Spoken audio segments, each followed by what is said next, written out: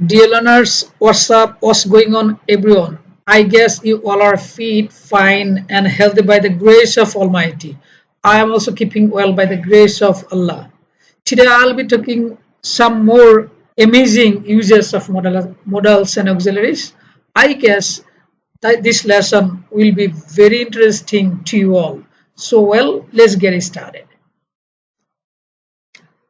First, take a look here. Use of might and might have.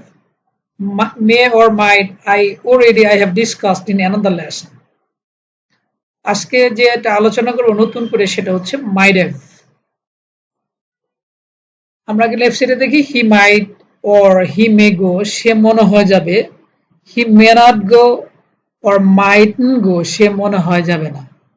R might have it acts like present perfect tense. Just present perfect টেন্সের মতো, কাজটা হয়ে গিয়েছে but তার result এখনো বিদ্যমান আছে। যেমন হি may have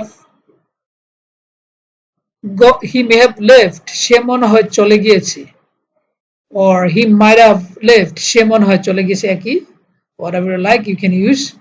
he mightn't have left, সে মনে হয় যায়নি হবে, এটা ভুলে গেছে বাংলা, সে মনে হয় যায়নি, or he mightn't have left, সে মনে হয় যায়নি। মে দিয়ে ইউজ করা যাবে, বলা যাবে, মাইট দিয়ে বলা যাবে।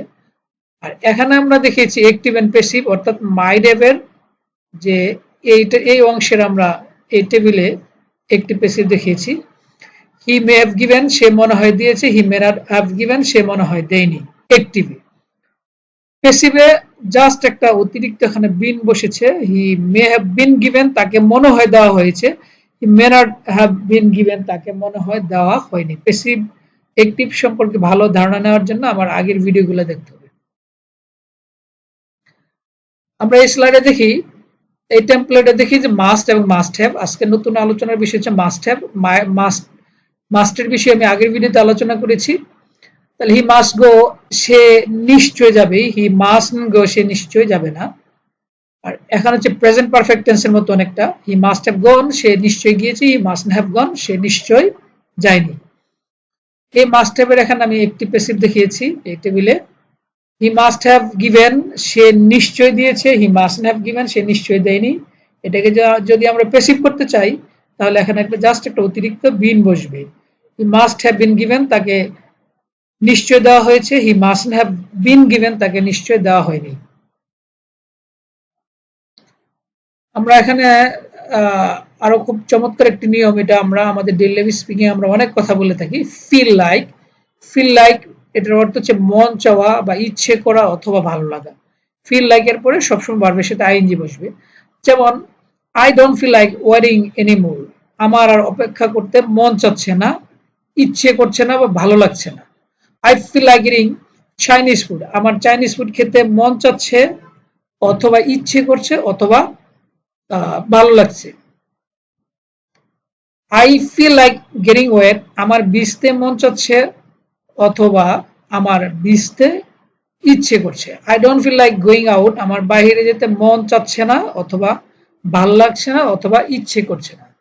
আই ফিল লাইকটা এখানে মিসিং হয়েছে, এখানে লাইক হবে একটা এখানে। I feel like having a cup of tea, আমার কাপ অফ কফি, আমার কফি খেতে মন চাচ্ছে অথবা ইচ্ছে করছে।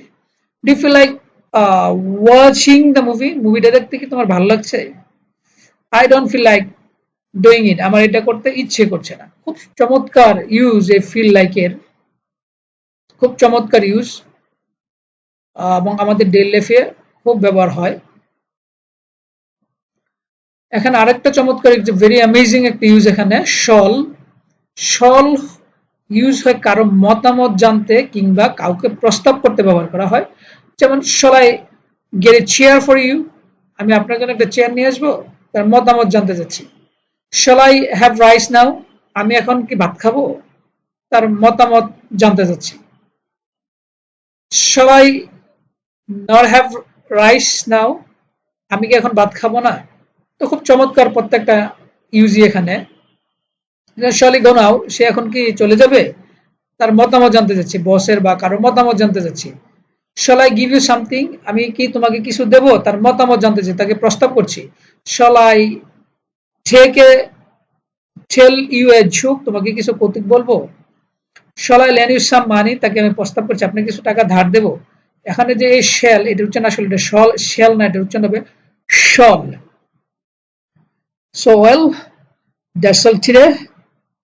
Hope to see you again. Till then, take care. I'll be back soon with another new lesson.